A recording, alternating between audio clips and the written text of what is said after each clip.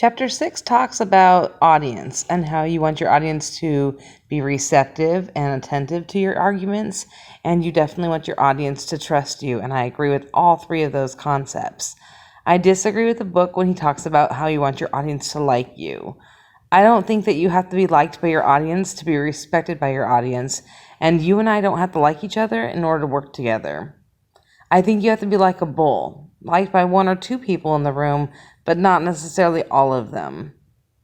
In Florida, I had flown to do union work, and I had worked all week in Illinois and flown and got a 15-minute nap before they made me go to a 2-hour planning meeting on a Friday night. To say that I was grumpy is an understatement. And I was correcting all of their ideas. No, that's not going to work. We did that 2 months ago. This is how that's going to play out. No, that's not going to work. And I kept giving them ideas that would work.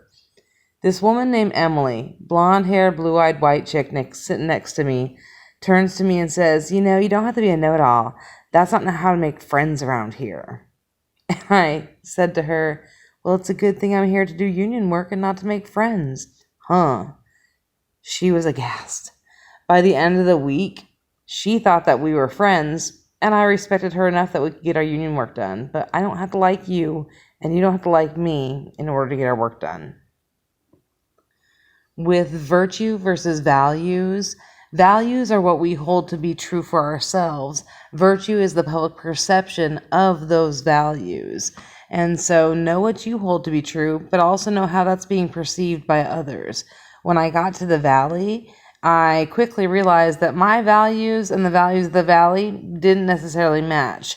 So instead of talking about things like my own personal spiritual beliefs, I talked about going to the Christian church growing up. And I would talk about my niece's quince that was coming up. I would talk about the Christian church because the valley is incredibly conservative as far as religion is concerned, and Christianity is by far the dominant tradition. So it's easier for me to talk about the Bible and quoting the Bible growing up than it is to talk about my personal path now. And as far as talking about my niece's quince, unless my niece is some weird white chick who's decided to have a quince, you know that my niece is Mexican-American.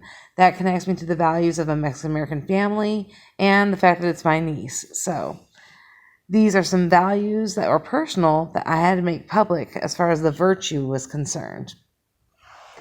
Chapter 6 continues on with persuasive virtue, meaning that you not only want to have the right values, but you want those values to be influential to those around you.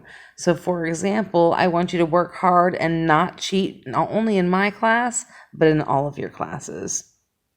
A well-disposed audience is simply that, an audience that's geared towards your arguments. In order to create a well-disposed audience, pay attention to them and their needs. Don't waste their time. Set an agenda and follow the agenda. Ethics are situational is an interesting concept. It means that our ethics are going to change from context to context, and we are in control of those ethics. So I'm what they call gay pride parade out, but if I feel threatened or even socially obscured by my orientation, I might act straight in order to protect myself socially and sometimes physically. Bragging, you need to know what you're good at, and sometimes you need to talk about what you're good at.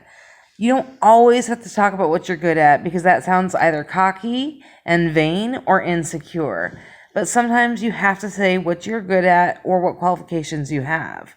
A good example is that I was being recruited for the military. Long story short, I did well on the ASVAB, which is a test that you take to go into the Air Force, and so I was being heavily recruited by the military. When they first started recruiting me after high school, I was able to say, hey, look, I'm a fat asthmatic, and they would hang up the phone. And then after 9/11, they were like, we will thin you up and get you an inhaler. So I had to say, nope, I have a master's degree. So I went to argue one day with a dude who worked for the Marines, a gentleman who worked for the Marines, and he said to me, like, welcome to the Marines. I said, no, you don't want me in the Marines because I have a master's degree. And if I have a master's degree and I come into the military, I'm coming in as an officer, and I'm also an anti-war advocate. So do you really want me in your military? And he says, no, ma'am, we'll get you off those lists. So by bragging about my education, I was able to not be recruited by the military.